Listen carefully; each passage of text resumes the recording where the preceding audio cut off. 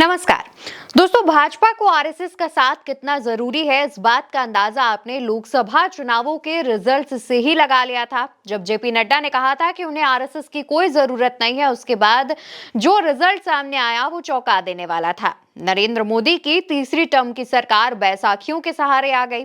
अब इसके बाद दोस्तों आरएसएस और बीजेपी के जो संबंध हैं उन्हें दोबारा से ठीक करने की कोशिश की गई। नतीजा ये हुआ कि हरियाणा और महाराष्ट्र का जो रिजल्ट है वो भाजपा के पक्ष में आया।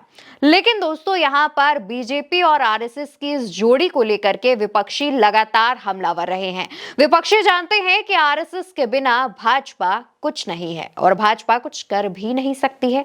भाजपा की जो इतनी अच्छी परफॉर्मेंस है उसके पीछे ईवीएम के अलावा आरएसएस का भी हाथ है और इसी बात को लेकर के आरएसएस को बैन करने की मांग भी उठ चुकी है। जी हां, पहले भी 3 बार आरएसएस पर बैन लग चुका है, लेकिन इसके बाद आरएसएस को बैन करने की मांग अब काफी ज्यादा तेज होती जा रही है और लोग आरएसएस को बैन करने की मांग कर रहे हैं। खुद राहुल गांधी भी जनसभाओं में बीजेपी और आरएसएस पर हमलावर रहते हैं और बीजेपी और आरएसएस को आड़े हाथों लेते हैं।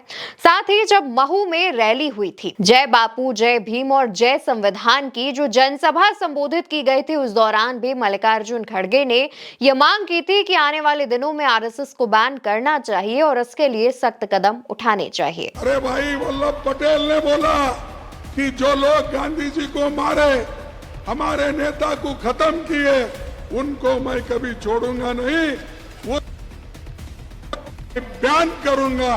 तो आरएसएस को उन्होंने बैन कर दिया, वल्लभ भाई पटेल। और दोस्तों ये सिर्फ कुछ मांगे नहीं है, बल्कि दिल्ली चुनाव से पहले कांग्रेस ने एक बड़ा कदम भी चला है, जहां पर कांग्रेस ने अपने ऑफिशियल एक्स अकाउंट से आरएसएस को बैन करने की ना सिर्फ मांग की बल्कि 7 वजहें भी गिनाई।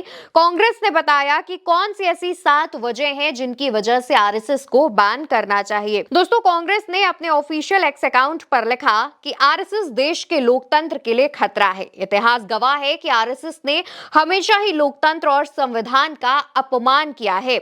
आरएसएस समानता, न्याय और सद्भाव की विरोधी रही है। आज समय आ चुका है कि हम आरएसएस की नफरती विचारधारा के खिलाफ मिलकर आवाज उठाएं। और इसके बाद दोस्तों कांग्रेस ने एक पोस्टर जारी किया। पोस्टर में 7 कारण भी बताए। लिखा कि 7 कारण क्यों आरएसएस पर बैन लगना चाहिए, जिसमें पहला जो कारण है दोस्तों वो है संविधान विरोधी सोच। कांग्रेस ने लिखा कि भारत के संविधान को विदेशी बताकर मनुस्मृति को श्रेष्ठ मानते हैं। दूसरा कारण आरक्षण के विरोधी, दलित पिछड़ों के अधिकारों का विरोध। आरएसएस में अब तक कोई दलित प्रमुख नहीं है, आप खुद आरएसएस का इतिहास उठाकर देख सकते हैं। तीसरा जो कारण है वो है शिक्षा बजट कटौती, ओबीसी एससी एसटी की स्कॉलरशिप में भारी कटौती।